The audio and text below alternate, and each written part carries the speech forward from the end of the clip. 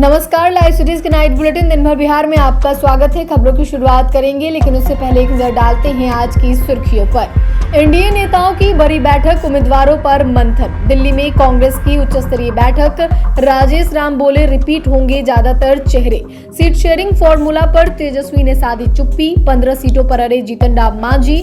10 अक्टूबर को बैठक। सीटों पर नाराजगी के बीच चिराग बोले सही समय पर फैसला। चुनाव तय करेगा बिहार में विकास चौथे से 5वें गियर में जाएगा या बैक गियर में। लालू पर संजय झा का तंज। कांग्रेस विधायक मुरारी प्रसाद गौतम ने दिया इस्तीफा। पवन सिंह को Y+ सिक्योरिटी। पटना एयरपोर्ट से संदिग्ध महिला को हिरासत में लिया गया। बिजली विभाग के इंजीनियर के घर विजिलेंस की छापेमारी। अब खबरें विस्तार से। बिहार विधानसभा चुनाव की तारीखें घोषित हो चुकी हैं, लेकिन एनडीए में सीट बंटवारे को लेकर अभी भी गुत्थी उलझी हुई है। इस बीच मुख्यमंत्री नीतीश कुमार के आवास पर जेडीयू नेताओं की मीटिंग हुई। जानकारी के मुताबिक विधानसभा चुनाव में उम्मीदवारों के नाम और सीट को लेकर चर्चा चली। इससे पहले बीजेपी कार्यालय में चुनाव समिति की बैठक हुई। बैठक में बिहार के डिप्टी सीएम सम्राट चौधरी, यूपी के deputy CM Keshav Prasad Maurya, BJP के प्रदेश अध्यक्ष दिलीप जायसवाल, डिप्टी सीएम विजय सिन्हा, गिरिराज सिंह, विनोद तावड़े सहित बीजेपी के कई दिग्गज नेता शामिल रहे।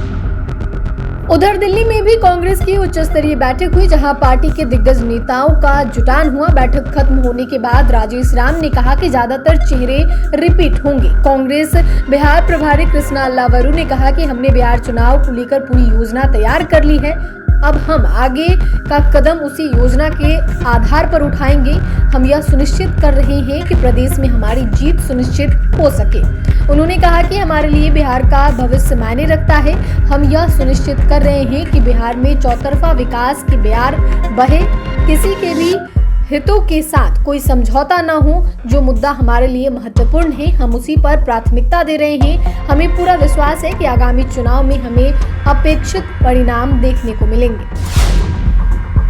बिहार के पूर्व डिप्टी सीएम और आरजेडी नेता तेजस्वी यादव से मीडिया ने सवाल किया कि जीतन राम मांझी एनडीए से नाराज हो गए हैं। इस पर तेजस्वी यादव ने दो टूक जवाब देते हुए कहा कि कोई नाराज हो, इससे हमें कोई मतलब नहीं है। उन्होंने कहा कि बिहार की जनता इस मौजूदा सरकार से बेहद नाराज और गुस्से में है।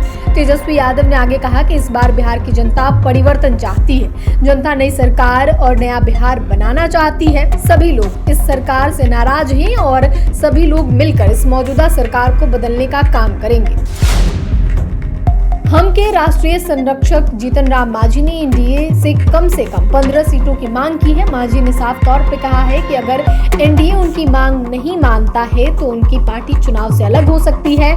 मांझी ने एक बार फिर एनडीए में सीट शेयरिंग को लेकर नाराजगी व्यक्त कर दी है। गठबंधन पर अंतिम फैसला लेने के लिए मांझी ने पार्टी की संसदीय बोर्ड की बैठक 10 अक्टूबर को पटना में बुलाई है। मांझी ने इशारों में कहा कि यह चुनाव उनके लिए किसी भी राजनीतिक समझौते या पद की चाहत से कहीं अधिक महत्वपूर्ण है। मांझी ने कहा कि मान्यता नहीं रहने के कारण उनकी पार्टी को चुनाव आयोग की बैठक में नहीं बुलाया गया। इससे वह अपमानित महसूस कर रहे हैं। वो चाहते हैं कि एनडीए उन्हें इतनी सीटें लड़ने के लिए दे जिससे उनकी पार्टी मान्यता पा सके। वहीं मांझी की नाराजगी की खबरों पर राजद नेता मनोज कुमार झा ने कहा कि जब कोई महाभारत का संदर्भ देकर और कविता सुनाकर अपनी पीड़ा को व्यक्त करे तो यह लगता है कि चीजें और उनकी स्थिति में बहुत बड़ा अंतर है। केंद्रीय मंत्री और एलजेपी प्रमुख चिराग पासवान ने शहर बन्नी में पत्रकारों से बातचीत में साफ तौर पे कहा कि अभी सीट शेयरिंग की बातें शुरुआती दौर में है। अभी कुछ भी फाइनल नहीं है। सही समय पर फैसला लिया जाएगा। वहीं केंद्रीय मंत्री गिरिराज सिंह ने कहा कि एनडीए नीतीश कुमार के नेतृत्व में ही चुनाव लड़ रहा है। सीटों का फॉर्मूला भी जल्द तय हो जाएगा। लालू यादव फ्रस्ट्रेशन में है। महागठबंधन का नेतृत्व तय नहीं हुआ है। कांग्रेस पार्टी ने कल कहा है कि तेजस्वी यादव आरजेडी के मुख्यमंत्री का चेहरा होंगे, महागठबंधन के नहीं। चिराग पासवान की राजनीति को लेकर कहीं कोई नाराजगी नहीं है। जेडीयू के कार्यकारी अध्यक्ष संजय झा ने आरजेडी चीफ लालू यादव के शासनकाल को याद दिलाते हुए कटाक्ष किया है। संजय झा ने कहा कि मौजूदा वक्त में बिहार का विकास चौथे गियर में चल रहा है। अब 2025 का चुनाव तय करेगा कि बिहार के विकास की रफ्तार 5वें गियर में जाएगी या फिर बैक गियर में लौटेगी। लोग भूले नहीं हैं कि उदारीकरण के बाद कि 15 वर्षों में जब देश के कई राज्यों ने निवेश में आया था, आईटी इंडस्ट्री लग रही थी, बिहार में चरवाहा विद्यालय खुल रहे थे और अपहरण उद्योग को बढ़ावा दिया जा रहा था। उन 15 वर्षों के निगेटिव ग्रोथ ने बिहार को काफी पीछे धकेल दिया। मुख्यमंत्री नीतीश कुमार के दृढ़ संकल्प के कारण पिछले 2 दशकों में बिहार पूरी तरह बदल गया है। नया बिहार अब टेक ऑफ स्टेज में है। अगले 5 वर्षों में मुख्यमंत्री जी का पूरा फोकस हर एक जिले में उद्योग लगाने, करीब 2 करोड़ महिलाओं को उनकी पसंद के सामान्यजनक स्वरोजगार से जोड़ने और 1 करोड़ युवाओं को सरकारी नौकरी या रोजगार उपलब्ध कराने पर होगा। कांग्रेस विधायक मुरारी प्रसाद गौतम का इस्तीफा विधानसभा स्पीकर ने स्वीकार कर लिया है। उन्होंने 6 अक्टूबर को पार्टी कांग्रेस से इस्तीफा दे दिया है। मुरारी गौतम बिहार के रोहतास जिले की चिनारी सीट से बिहार विधानसभा चुनाव 2020 में कांग्रेस के टिकट पर चुनाव में आए थे। 2022 में जब महागठबंधन सरकार बनने के बाद वह कांग्रेस कोटे से मंत्री भी थे। फरवरी 2024 में जब महागठबंधन सरकार गिरी और एनडीए ने दोबारा सरकार बनाई तो फ्लोर टेस्ट के दौरान वह सत्ता पक्ष यानी कि नीतीश के साथ चले आए थे।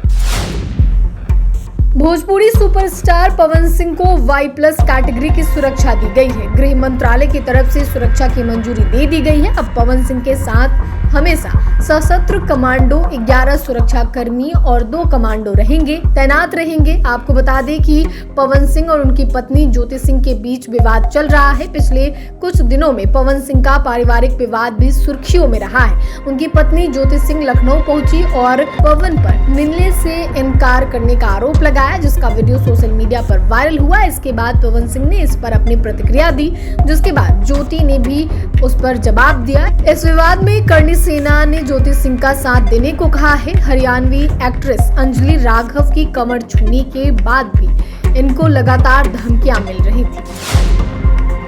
पटना एयरपोर्ट पर उस समय हरकंप मच गया जब CISF ने एक संदिग्ध महिला को हिरासत में ले लिया। जानकारी के मुताबिक यह महिला पिछले 3 दिनों से लगातार एयरपोर्ट परिसर में देखी जा रही थी। उसकी गतिविधियां असामान्य लगने पर सुरक्षा एजेंसियों ने उस पर नजर रखनी शुरू की। जांच के दौरान महिला के बैग से 3 मोबाइल फोन, माचिस, पूजा का सामान और एक गुड़िया जैसी संदिग्ध वस्तुएं बरामद हुई। इन वस्तुओं को देखकर सुरक्षा कर्मियों ने तुरंत स्थानीय पुलिस को सूचित किया। मौके पर पहुंची एयरपोर्ट थाने की पुलिस ने महिला को हिरासत में लेकर पूछताछ शुरू कर दी है। महिला ने पूछताछ में अपना नाम श्रुति शर्मा बताया और उसने बताया कि वह पटना की रहने वाली है। साथ ही जब्त किए गए तीनों मोबाइल फोन की तकनीकी जांच साइबर सेल द्वारा कराई जाएगी।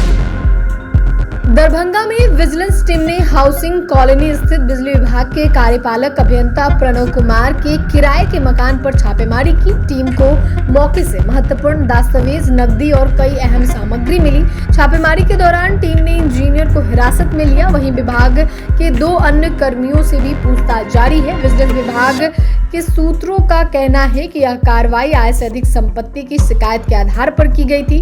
जांच टीम मौके पर मौजूद है और सभी दस्तावेजों की बारीकी से पड़ताल की जा रही है। विजिलेंस अधिकारियों ने बताया कि पूरी जांच होने के बाद आधिकारिक जानकारी साझा की जाएगी।